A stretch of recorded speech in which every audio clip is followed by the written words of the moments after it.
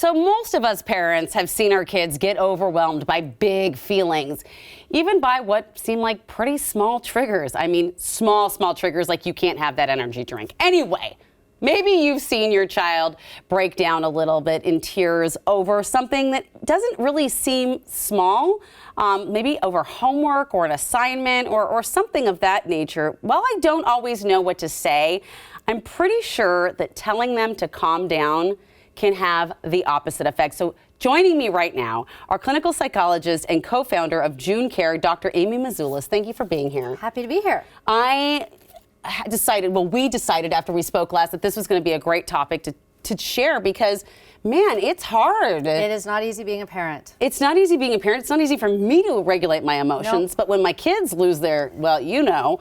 So let's talk about that. How important is emotional regulation to our overall health? It's a great question. I mean, emotion regulation just really means the ability to sort of recognize and manage our emotions. Mm-hmm. Emotions are not the problem, right? Feeling angry, feeling stressed, feeling anxious, feeling happy, those are all signals. They're telling us something about the way we're interacting with the world. Yeah. And the only time they're a problem, right, is if they're happening with incredible frequency or incredible intensity that's interfering with our ability to live our lives in a sort of happy and productive way. Okay. And that's, I think, when we're seeing our kids kind of freak out, right? Yeah. You're like, it's just your math homework. Why are you freaking out? Yeah. Or, I just said no to an energy drink. Why are you so angry at me? Right. It doesn't seem like it's healthy.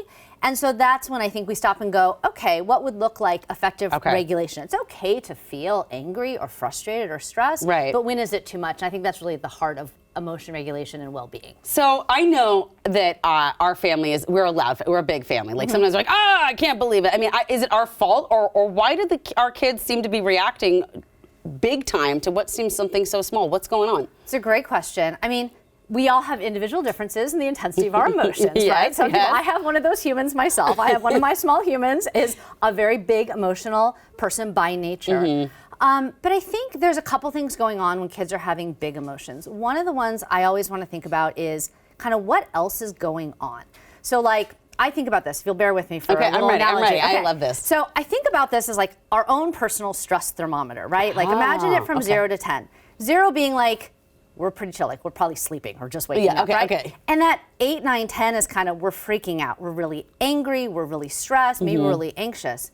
And there's everything in between. Right. And kind of a healthy amount of like engagement in the world. Like I'm sitting down to do my homework, I'm at work, I'm giving a talk.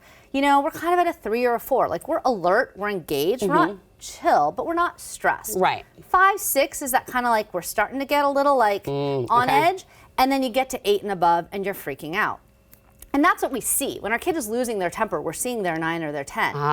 But you're like, it was homework. Right. Like homework wasn't a big deal or the energy wasn't a big deal. You're like, that should only have been like a 2 or 3 point bump. It probably was. Yeah. If your kid was at a 3 or a 4, they can handle a 2 or 3 point stressor and not freak out.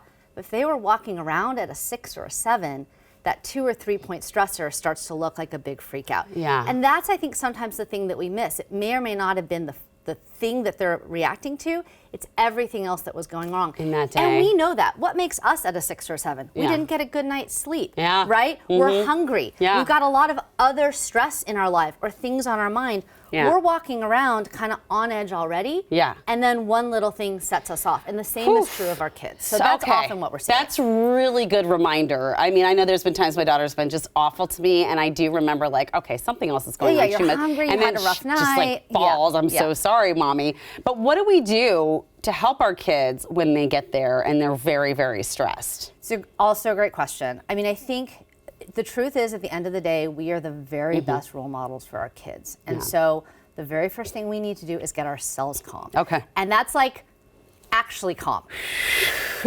The deep breath, the quiet voice, the packing our patience.